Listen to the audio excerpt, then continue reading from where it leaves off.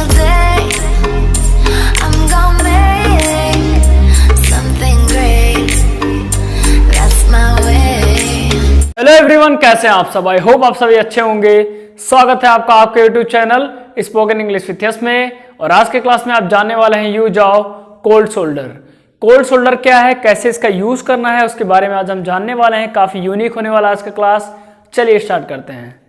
तो जैसा कि आज का हमारा क्लास है अबाउट कोल्ड शोल्डर, मतलब यूज ऑफ कोल्ड शोल्डर। अब कोल्ड शोल्डर आप सोच रहे होंगे कि कोल्ड शोल्डर क्या है, मतलब ठंडा कंधा, इसका तो मीनिंग हुआ, इसका क्या मतलब हो सकता है। लेकिन कई बार जरूरी नहीं है इंग्लिश में कि जो वर्ड्स होते हैं उसका सेम उसी तरह मीनिंग हो, बल्कि कुछ और डिफरेंट मीनिंग हो सकता है इस तरह से। तो एक बार की बात है, एक सेलिब्रिटी ने एक पार्टी में एक अगले सेलिब्रिटी को इग्नोर कर दिया और अगले दिन ही न्यूज़पेपर में खबर आ गई कि this celebrity gave cold shoulder to this celebrity. उसके बाद से ये ट्रेंड में होने लगा, या फिर इस तरह कहिए कि ये वर्ड लोगों के नज़र में आने लगा कि ये क्या वर्ड है, इसे कैसे यूज किया जाता है, किस सेंस में। तो आज हम जानने वाले हैं कि कैसे इस वर्ड को यूज करना है और कैसे इसका यूज कर सकते हैं। तो कोल्ड शोल्डर मतलब होता है, कोल्ड शोल्डर मीन्स हो गया आपका कि इसका मतलब होता है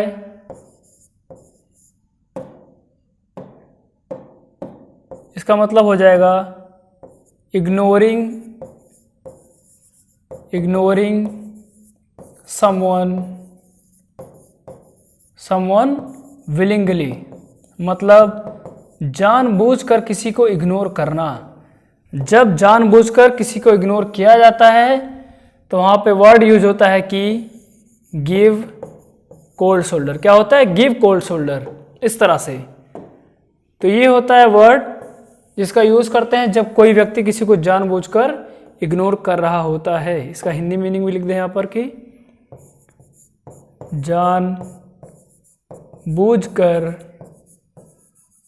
जानबूझकर किसी को अवॉइड करना या इग्नोर करना, किसी को इग्नोर करना, इस तरह से करना। तो ये हो गया इसका मीनिंग कि कैसे कोल्ड शोल्डर मतलब होता है, गिव कोल्ड शोल्डर मतलब होता है जानबूझकर किसी को इग्नोर करना, इस तरह से। तो जब भी अगर किसी को कोई इग्नोर कर रहा है तो वहां पे ये वर्ड यूज किया जा सकता है। कैसे यूज करना है जानते हैं आज के इस क्लास में। तो आज का हमारा टॉपिक है अबाउट गिव कोल्ड शोल्डर, और किस तरह से इसका यूज करना है। इस तरह से हो जाएगा कि मान लिया किसी से पूछा गया कि क्या तुम जानबूझकर किसी को इग्नोर करते हो, या फिर क्या कोई व्यक्ति जानबूझकर किसी व्यक्ति को इग्नोर करता है, कुछ इस तरह से। अगर क्वेश्चन है, पूछा जा रहा है, तो हो जाएगा यहाँ पर क्वेश्चन की डू या फिर डज से होगा, क्योंकि बात सामने वाले पर्सन की भी हो सकती है या फिर किसी थर्ड पर्सन के भी। तो डू या फिर डज, सब्जेक्ट गिव, डू या does subject give cold shoulder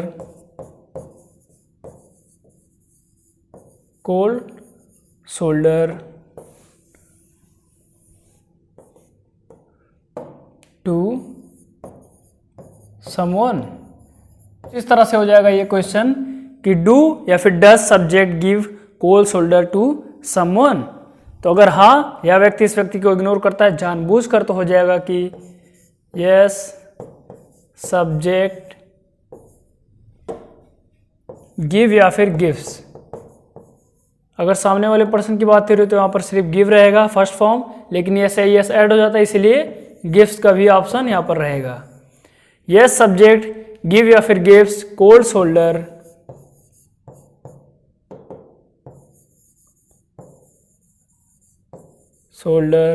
to someone.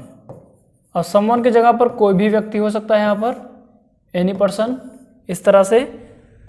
तो ये हो गया इसका पॉजिटिव में आंसर। लेकिन अगर नहीं, इस तरह से बोला गया कि नहीं, या व्यक्ति इस व्यक्ति को जानबूझकर इग्नोर नहीं करता है, तो हो जाएगा आंसर की नो सब्जेक्ट डू या फिर डज नॉट, डू या फिर डज नॉट, जिसको शॉर्ट में बोलते हैं हम डजन, डू या फिर does not give cold shoulder, give cold shoulder to someone,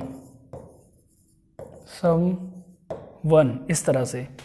तो ये बनता है आज का आपका पहला फार्मूला, और इसके बेस पे हम जानेंगे कि कैसे हम एग्जाम्पल एक क्रिएट कर सकते हैं। सिर्फ कुछ ही फार्मूला रहेंगे इसमें, max to max 2 means maximum 2 formulas. तो बढ़ते हैं इसके एग्जाम्पल की तरफ, और एग्जाम्पल से जानते हैं कि कैसे यूज़ करेंगे। तो मान लिया पूछा गया इस तरह से मान लिया क्वेश्चन है कि क्या तुम उसे जानबूझकर इग्नोर करते हो, इस तरह से अगर पूछा गया कि क्या आप उन्हें जानबूझकर इग्नोर करते हैं, इस तरह से, तो यहाँ पे हो जाएगा कि do you give cold shoulder to him, क्या तुम उसे जानबूझकर इग्नोर करते हो। अब अगर हाँ बोला जा रहा है कि हाँ मैं इसे जानबूझकर इग्नोर करता हूं, तो हो जाएगा yes I give cold shoulder, yes I give cold shoulder, again yes I give cold shoulder to him, मतलब हाँ मैं उसे जानबूझकर इग्नोर करता हूँ, इस तरह से। लेकिन अगर नहीं मैं उसे जानबूझकर इग्नोर नहीं करता हूँ, इस तरह से है कि, तो हो जाएगा no I don't give him cold shoulder. या फिर इस तरह से भी हो सकता है, no I don't give cold shoulder to him, इस तरह से भी हो सकता है। ठीक है, तो इस तरह से भी आप लिख सकते हैं और इस तरह से भी हो सकता है।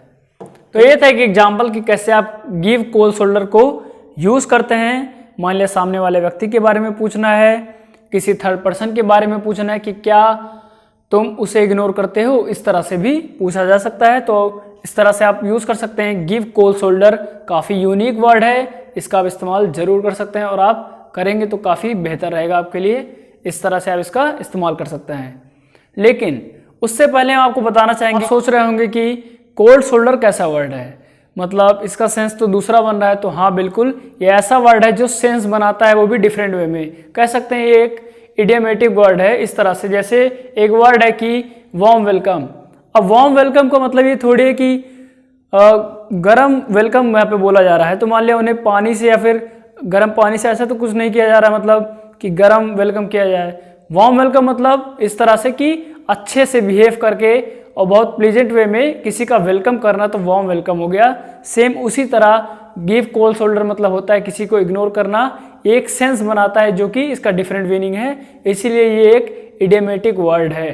तो जानते हैं आगे कि कैसे इस इडियमेटिक वर्ड को, गिव कोल्ड शोल्डर को कैसे यूज कर सकते हैं और आगे किस तरह से इसका इस्तेमाल होगा।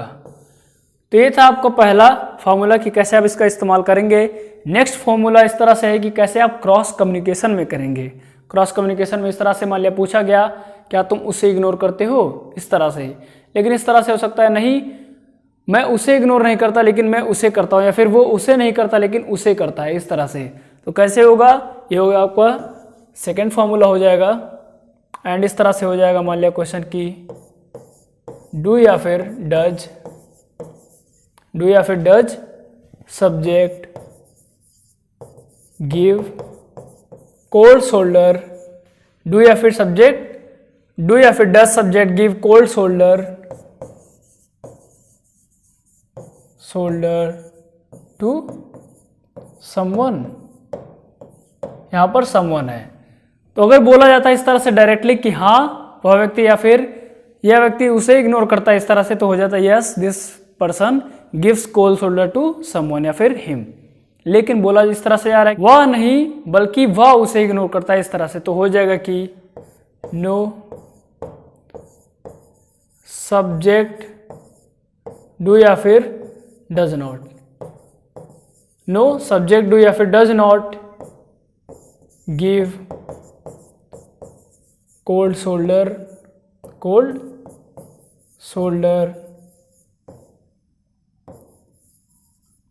टू समवन, लेकिन इस तरह से बोला जा रहा है कि ये सब्जेक्ट की बात हो रही है कि नहीं, यह सब्जेक्ट किसी को कोल्ड शोल्डर नहीं करता, मतलब इग्नोर नहीं करता, लेकिन कोई और व्यक्ति करता है, कुछ इस तरह से। तो यहाँ पर हो जाएगा no subject does not, do not या फिर does not give cold shoulder to someone, लेकिन कोई और, but someone else give cold shoulder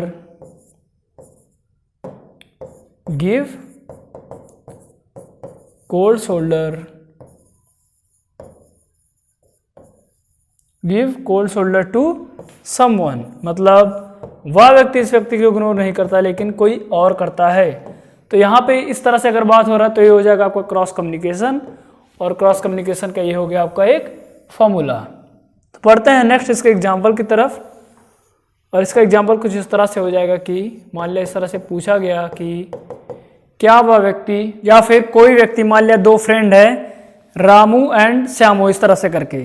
तो मान लिया पूछा गया कि क्या रामू श्यामू को इग्नोर करता है, कुछ इस तरह से। तो मान लिया आंसर है कि नहीं, रामू श्यामू को नहीं बल्कि कोई और श्यामू को इग्नोर करता है, इस तरह से। ठीक है, तो इस तरह से मान लिया हमारा क्वेश्चन है, तो हो जाएगा does Ramu give cold shoulder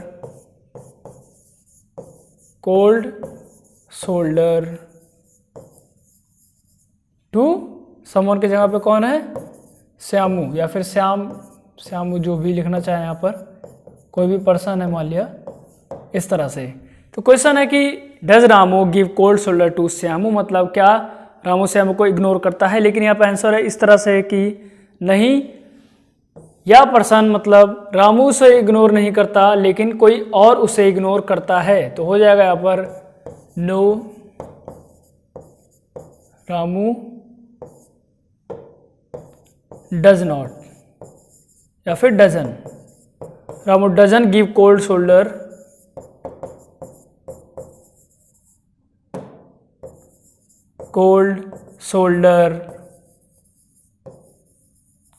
to Shyamu, लेकिन कोई और इग्नोर करता है, बट कोई और की जगह पे मान लिया राजू नाम है, राजू इग्नोर करता है, तो हो जाएगा but Raju gives cold shoulder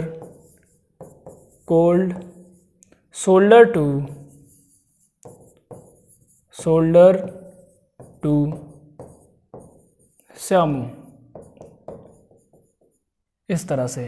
तो इस तरह से आपने जाना कि कैसे आप क्रॉस कम्युनिकेशन में यूज करेंगे कोल्ड शोल्डर का, जिसमें दो या दो से अधिक व्यक्ति इंक्लूड हैं, और आप इसका इस्तेमाल कर सकते हैं। तो ये था कि कैसे आप क्रॉस कम्युनिकेशन में इसका इस्तेमाल करेंगे कोल्ड शोल्डर का। जानते हैं कुछ और वेज के बारे में कि कैसे कुछ और तरीकों से इसका इस्तेमाल कर सकते हैं। तो मान लिया इस तरह से बोला जा रहा है कि वह मुझे इग्नोर किया करता था, इस तरह से। तो क्वेश्चन होगा, फॉर्मूला बनेगा यहाँ पर कि subject used to give cold shoulder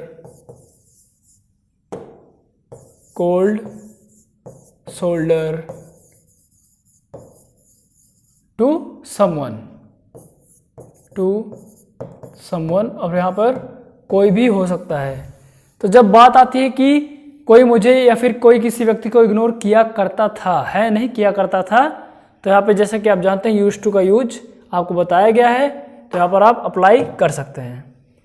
तो ये हो गया एक फॉर्मूला, और इस तरह से हो जाएगा इसका एग्जाम्पल। इसका एग्जाम्पल होगा, मान लिया बोला जा रहा है कि राम श्याम को इग्नोर किया करता था, तो एग्जाम्पल हो जाएगा यहाँ पर Ram used to give cold shoulder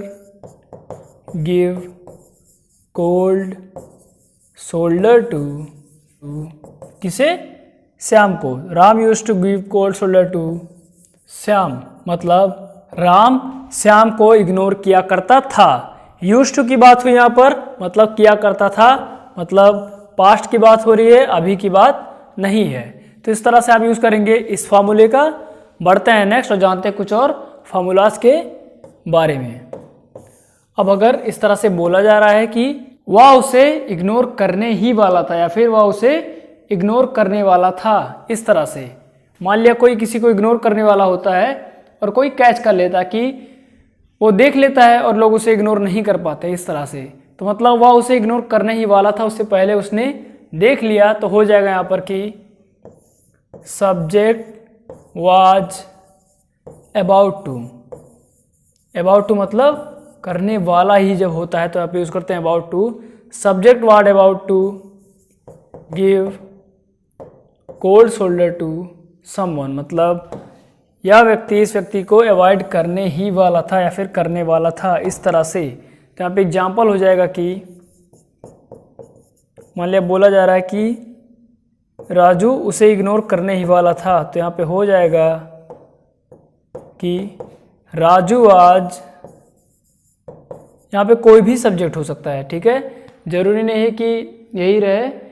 मान लिया अगर आई से बात हो रही है तो आई हो गया, दे है तो दे हो गया, इस तरह से भी इसका इस्तेमाल कर सकते हैं। तो हो जाएगा यहाँ पर राजू आज about to give cold shoulder to him या फिर हिज फ्रेंड, अपने दोस्त को अवॉइड करने ही वाला था, तभी उसके दोस्त ने उसे देख लिया, ठीक है, हिज फ्रेंड। तो काफ़ी अच्छे वे में इसका भी इस्तेमाल आप कर सकते हैं। ये भी हो गया एक फॉर्मूला। बढ़ते हैं नेक्स्ट फॉर्मूले की तरफ। अब सिर्फ 2 फार्मूलाज बचे हैं जो बहुत शॉर्ट होने वाले हैं लेकिन काफ़ी यूजफुल रहेंगे आपके लिए। तो नेक्स्ट फार्मूला कुछ इस तरह से है, वह उसे हमेशा इग्नोर करता है या फिर वह उन्हें हमेशा इग्नोर करता है। तो इस तरह से मान लिया बोला जा रहा है कि छोटू को जब जब खेल के आता है छोटू, तो उसके पिता उसे बोलते हैं पढ़ने के लिए, डांटते हैं, बोलते हैं, तो अपने पिता को काफ़ी इग्नोर करता है, मतलब हमेशा इग्नोर करता है, जब भी देखेगा भाग जाएगा घर में, इग्नोर करता है, इस तरह से। तो अगर इस सिचुएशन में यूज किया जा रहा है सेंटेंस को, तो हो जाएगा यहाँ पर कि सब्जेक्ट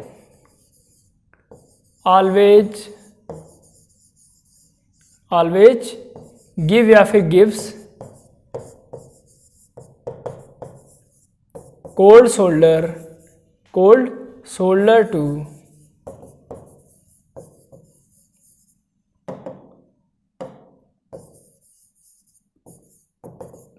टू समवन, मतलब कोई व्यक्ति है जो अगले व्यक्ति को हमेशा इग्नोर किया करता है, तो वहाँ पे यूज किया जाता है इस तरह से फार्मूले का। और समझते हैं इसके एग्जाम्पल से कि कैसे यूज करना है इस फार्मूले के वे से, कि कैसे इस्तेमाल करेंगे कोल्ड शोल्डर का इस फार्मूले के तरीके से।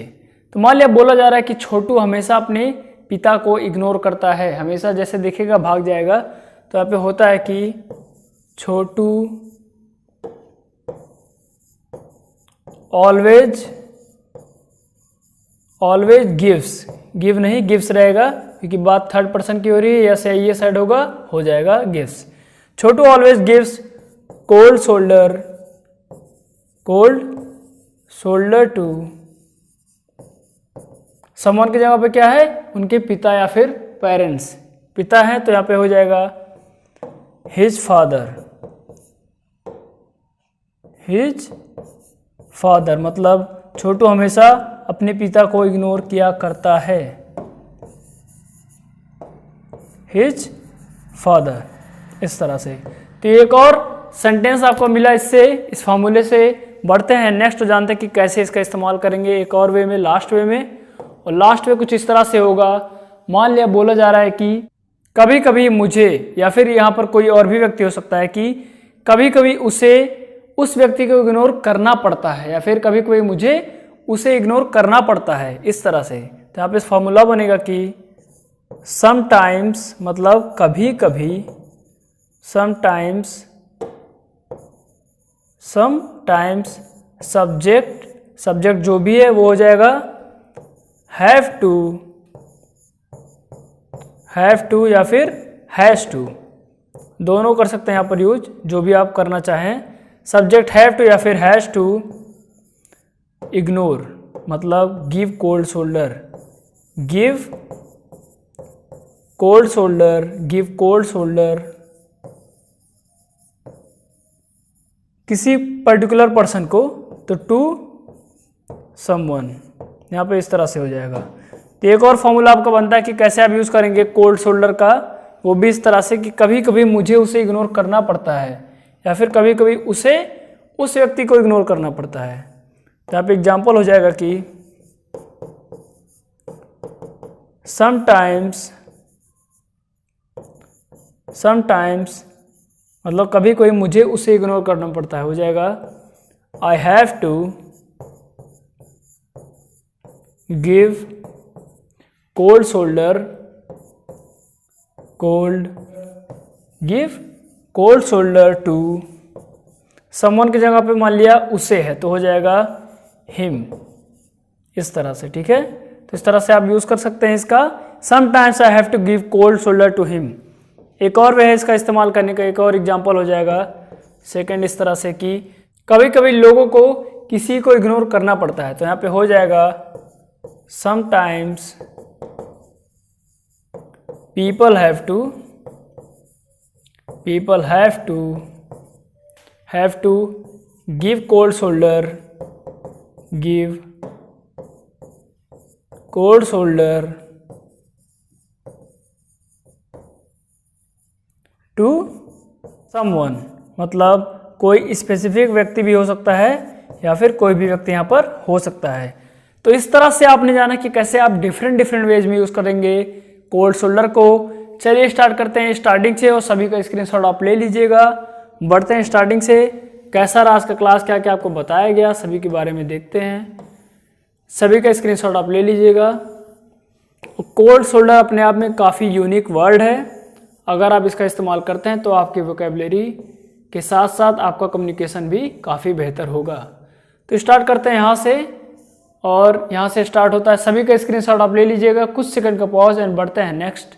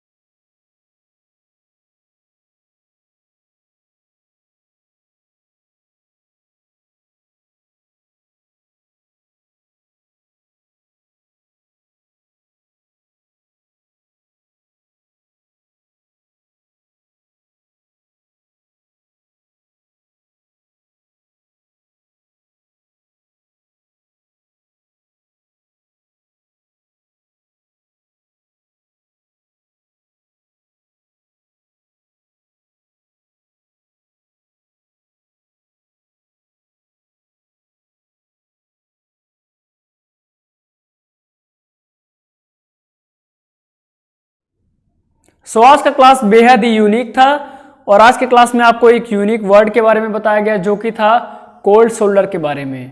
लोग काफ़ी कंफ्यूज हो सकते हैं पहली बार जब सुनने में इसे, लेकिन जब इसका सेंस कैच करेंगे तो काफ़ी इजीली इसका यूज कर सकते हैं। आई होप आपको कोल्ड शोल्डर वर्ड के बारे में समझ में आ गया होगा कि कैसे इसका इस्तेमाल करना है, कैसे इसे अपने रेगुलर डेली लाइफ में इसका इस्तेमाल कर सकते हैं। जब भी कोई व्यक्ति किसी को इग्नोर कर रहा होता है तो वहाँ पे यूज करते हैं cold shoulder, give cold shoulder, मतलब किसी ने किसी को इग्नोर किया, he gave cold shoulder to him, ऐसे करके आप इस्तेमाल कर सकते हैं। आई होप आज का क्लास आपको समझ में आया होगा। ऐसे ही चैनल के साथ जुड़े रहिए, सीखते रहिए, प्रैक्टिस करते रहिए। Till then keep reading, keep writing, keep listening and keep speaking English.